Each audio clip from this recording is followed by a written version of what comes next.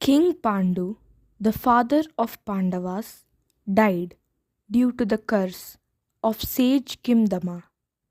His first wife, Devi Kunti, wanted to enter the funeral fire and die along with him. But the second wife of the king, Devi Madri, told Kunti, "If I live, it is certain that I will not be able to treat your children and my children in the same way. But you will bring up my children as your own. Therefore, my body should be burnt along with the king's body." Having said this, she climbed onto the funeral pyre and died.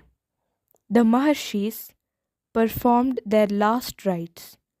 After this, they consulted with each other and decided to go to the kingdom of Hastinapura and give the responsibility of Pandavas to Bhishma and Dhritarashtra. 17 days after the death of Pandu, they reached the kingdom. It was the moment of sunrise. The inhabitants of the city came out to see them. Large masses of people gathered. Pandavas, their mother Kunti, and large groups of Maharshis were received at the royal gate by Bhishma, Vidura, Dhritarashtra, Queen Satyavati, Devi Gandhari, and 100 sons of Dhritarashtra.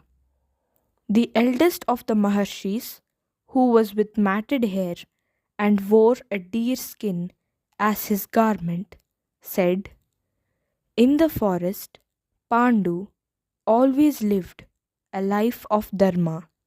He never deviated from the righteous path. He departed for the land of ancestors 17 days ago. Devi Madri entered the fire and gave up her life." King Dhritarashtra said, "O Vidura, perform all the royal funeral rites for Pandu and Madri. Donate animals, garments, jewels, and all kinds of riches." Bhishma and Vidura wept in great sorrow. All others were extremely miserable and unhappy. After the water ceremony, the Pandavas, their relatives, and all the citizens slept on the ground. They grieved, unhappy, and miserable.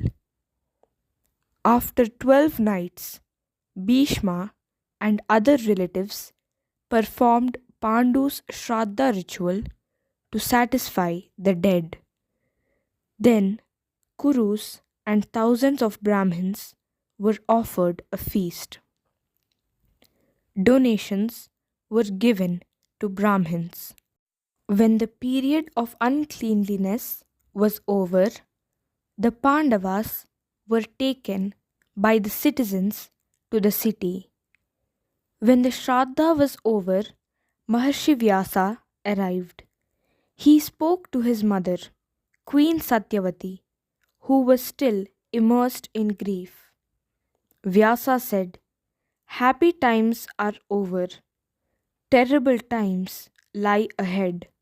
The earth has lost her youth, and every day is more sinful than the preceding one. A terrible time is coming, full of delusions, thick with vices, and dharma destroyed.